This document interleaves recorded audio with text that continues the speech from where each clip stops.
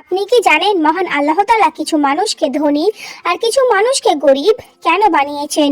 তো একবার মুসা আলাইহিস সালাম আল্লাহ তাআলাকে জিজ্ঞাসা করলেন, হে আল্লাহ, আপনি কিছু মানুষকে ধনী বানিয়েছেন যারা সারাক্ষণ ভোগ বিলাসিতায় থাকে, তাদের কোনো কষ্ট হয় না, আর কিছু মানুষকে গরিব বানিয়েছেন যাদের একবেলা খাবারের জন্য মাথার ঘাম পায়ে ফেলতে হয়। হে খোদা, এটা আপনার কেমন বিচার? তখন আল্লাহ তাআলা মুসা আলাইহিস সালামের প্রশ্নের উত্তর দিয়ে বললেন, হে মুসা, যে ব্যক্তি আমার সমস্ত নিয়ামত ভোগ করে এবং আমার শুকরিয়া আদায় করতে থাকে, আমি কিভাবে তাদের অসন্তুষ্ট করতে পারি? তাই আমি তাদের সমস্ত প্রাচুর্য দিয়ে ভরিয়ে রাখি, তাদের কোনো অভাব আমি রাখি না। অন্যদিকে যারা আমার নিয়ামত ভোগ করে শুকরিয়া আদায় করে না, আমি তাদেরকে অভাবের মধ্যেই রাখি।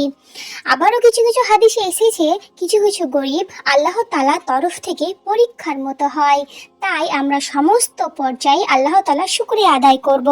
সুবহানাল্লাহ।